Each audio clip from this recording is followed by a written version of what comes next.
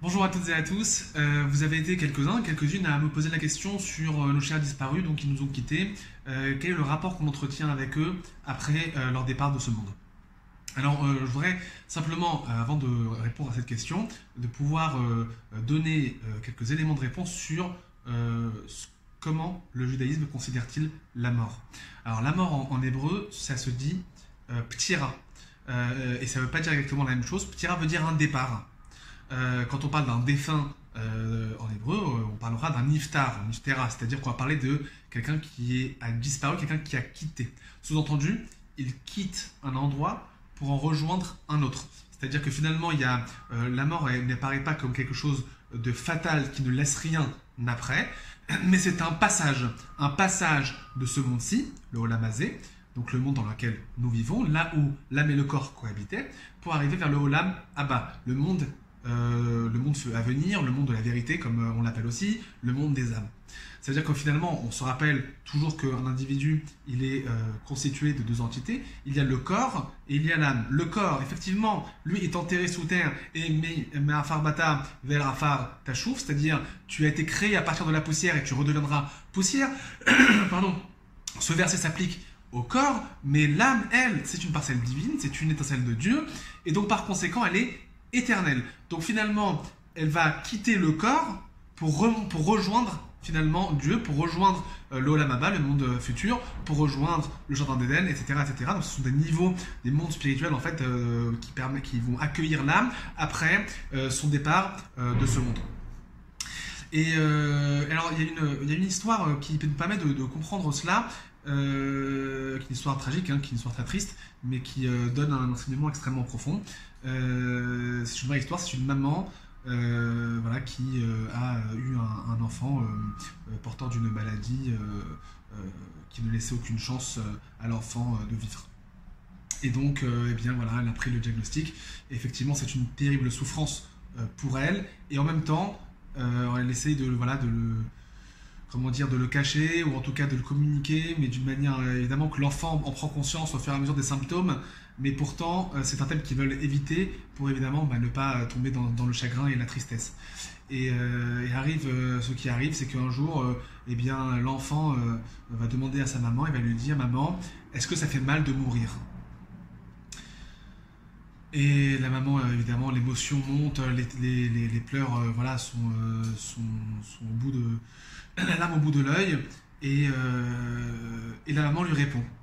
Et elle lui dit: Tu sais, tu te rappelles quand tu t'endors dans le lit de papa et maman, et que quelquefois tu t'endors et papa ne veut pas te réveiller, il te prend et il t'emmène dans ta chambre, et tu te réveilles dans ta chambre.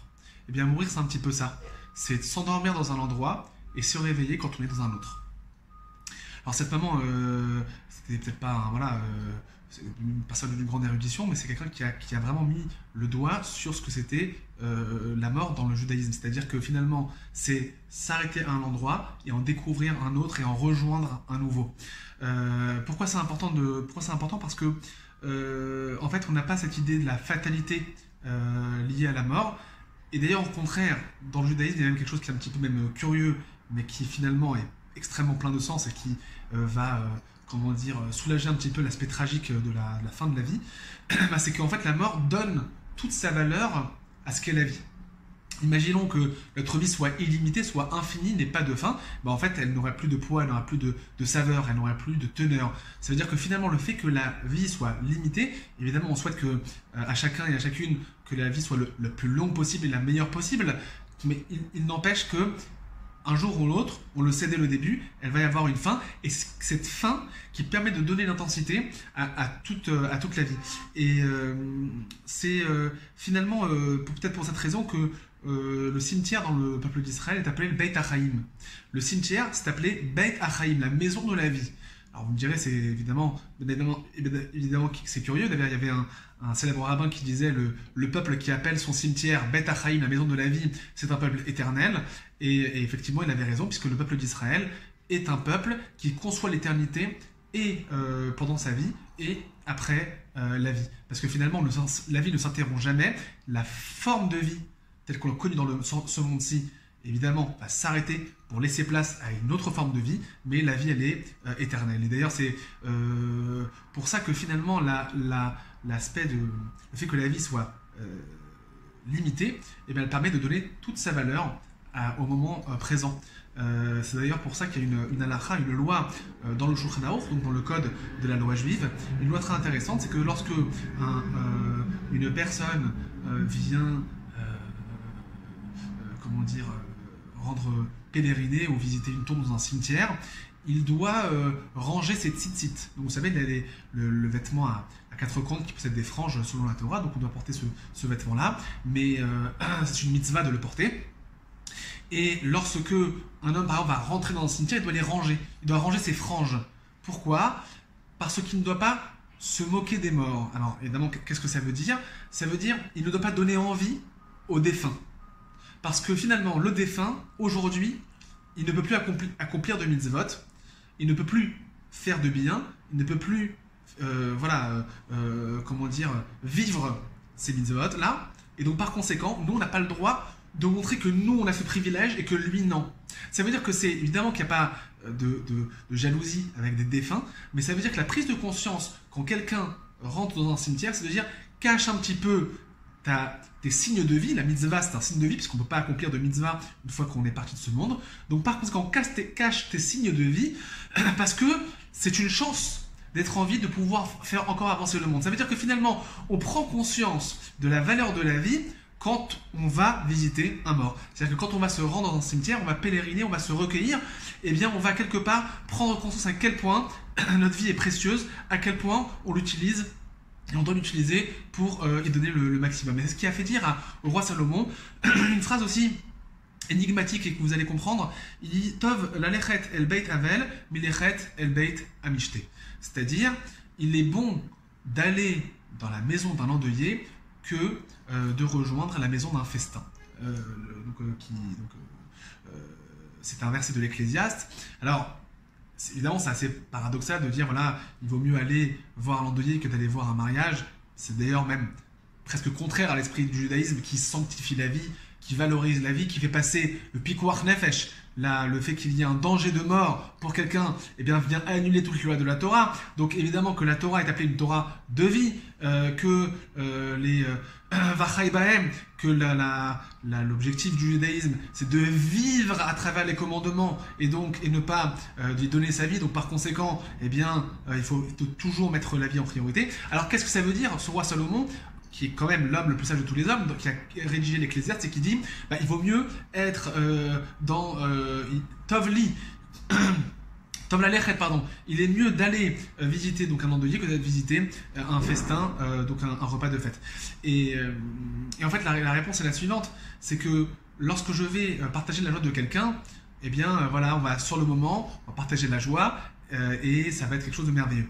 Mais au niveau de la morale, au niveau de l'éthique, eh bien, je serai plus grandi en me rendant dans la maison d'un endeuillé. Pourquoi ? Parce que quand je vais dans la maison d'un endeuillé, je prends conscience de la fragilité de la vie, je prends conscience donc, puisque la vie a une fin, je prends conscience de sa valeur. Et quand je prends conscience de sa valeur, eh bien, je crée finalement un travail sur ma personne, une amélioration de moi. Ça veut dire qu'en fait, je veux donner le meilleur pendant les jours que j'ai à vivre, que Dieu me donne en cadeau chaque jour. Mais si on a l'habitude de les recevoir, c'est pas parce que on a l'habitude de voir le soleil se lever que c'est pas un miracle et que c'est pas merveilleux et qu'il faut pas s'émerveiller. Et donc par conséquent, on s'émerveille du miracle de la vie quand on est confronté au départ, en tout cas à la fin, à travers la maison d'un endeuillé. Et étant donné que l'Ecclésiaste est avant tout un livre de morale, il ne s'agit pas de parler de principe. Effectivement, la vie passe avant tout, mais dans un livre de morale, quelqu'un qui doit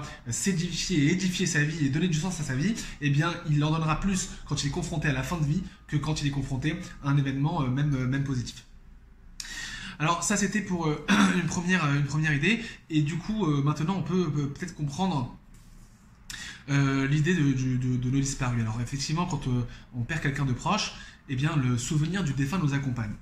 Alors, est-ce que c'est vrai? Oui, c'est tout à fait vrai. Pourquoi?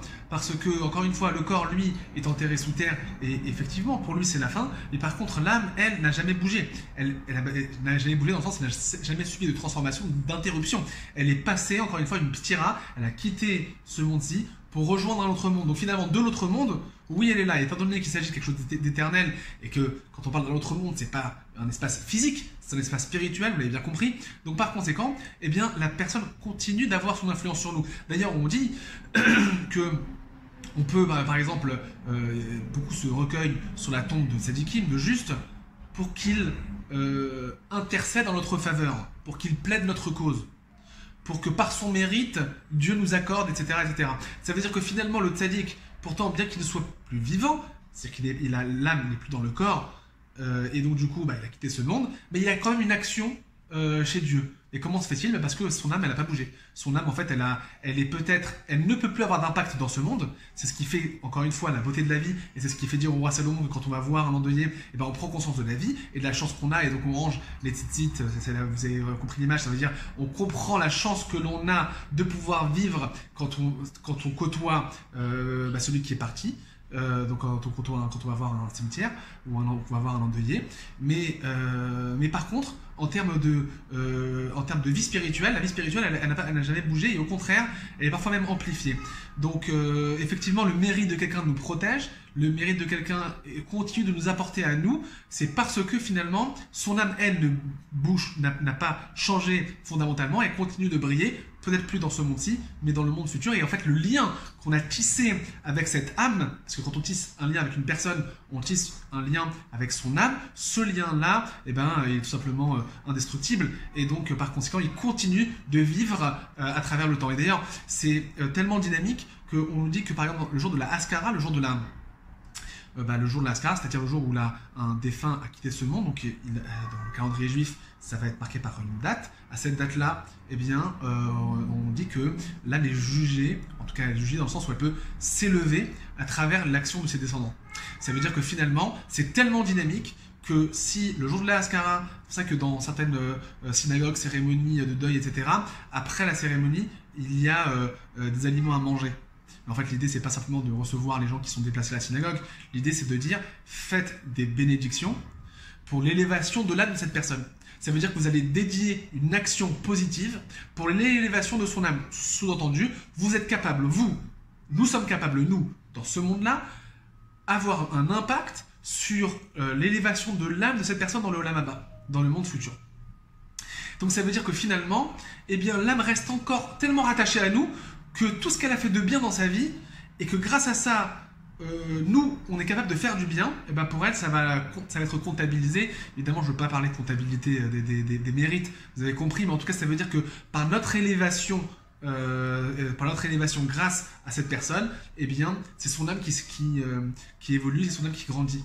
Et donc, finalement, le rapport qu'on a avec un défunt ne s'arrête jamais, il est toujours dynamique, parce que à travers les actions positives que l'on va faire pour elle, et qu'on va dédier, donc comme on dit, les Ilu Nishmato, c'est-à-dire ou Nishmata, pour l'élévation de son âme, on continue ce rapport. En fait, le lien ne s'est jamais arrêté, par contre il a changé de nature. Avant on avait un rapport humain, on avait un dialogue, on avait des discussions, des bons moments partagés, etc. On avait une entraide, une collaboration. Mais quand la personne quitte ce monde, on continue d'avoir ce lien, mais à distance. C'est-à-dire qu'on continue, je fais une bonne action pour elle, ça va influer. Grâce à elle, que je suis comme ça ou comme ça, pour elle, ça va influer. Et ainsi de suite, et ainsi de suite. Et peut-être un dernier point, qui est peut-être le plus positif et le plus optimiste qui puisse exister dans la conception juive, c'est que pour pouvoir perpétuer la mémoire de quelqu'un, on doit perpétuer son message. C'est-à-dire que ça, je vous invite à regarder la vidéo sur Chaye Sarah, parce qu'elle parle exactement de ça. C'est que quand quelqu'un dans sa vie incarne un message, incarne quelque chose, tout le positif qu'elle a pu faire dans ce monde, aussi infime soit-il en fonction de la personne, mais chaque point de positif qu'on est capable de reprendre et de dire je vais suivre son modèle, je vais suivre son exemple, je vais imiter le bon comportement, les bonnes attitudes, les bonnes pensées, les bonnes actions, etc., etc., eh bien, on perpétue son être. Ça veut dire que finalement, on permet à cette âme d'avoir encore un écho dans ce monde. Vous vous rappelez, effectivement, elle ne peut plus agir elle-même, puisqu'elle n'a plus de corps pour pouvoir agir. Par contre, elle peut agir à travers nous. Ça veut dire que l'âme peut vivre à travers l'âme de quelqu'un d'autre. Et donc finalement, quand on a perdu quelqu'un, eh bien, se rappeler du point le plus positif qui existait en lui, de la façon d'être, de ses qualités, de ses habitudes qui nous inspirent dans notre comportement de tous les jours aujourd'hui, eh bien ça permet à cette âme de pouvoir continuer à impacter le monde à travers nous. Et donc c'est peut-être ce qu'il y a de plus optimiste et de plus positif, c'est parce que finalement, eh bien la vie n'a jamais d'interruption, c'est un relais qui passe par à travers les descendants, à travers les descendants essentiellement, mais aussi les frères et sœurs, aussi les proches, aussi les amis, etc. À partir du moment où on est rattaché, alors évidemment quand c'est un lien biologique, familial, c'est beaucoup plus fort, mais même quand on a un lien de sympathie, d'amitié, une relation sincère avec une personne, eh ben on est rattaché à elle, et donc par conséquent, eh bien à travers nos bonnes actions qui nous seront inspirées parce qu'elle a été, parce qu'il a été dans sa vie, eh bien on lui continue à lui donner un écho, à lui donner une résonance dans ce monde. Et donc finalement, eh bien, on est dans la tristesse et dans le deuil pour pouvoir, comment dire, rendre un hommage à cette personne. Effectivement, on va lui rendre un hommage, mais la tristesse, elle est là parce qu'on a effectivement on est des êtres humains et on est attaché au niveau des émotions. Mais par contre, dans le fond, eh bien, cette âme continue à exister, elle continue à vivre, elle vit à travers nous.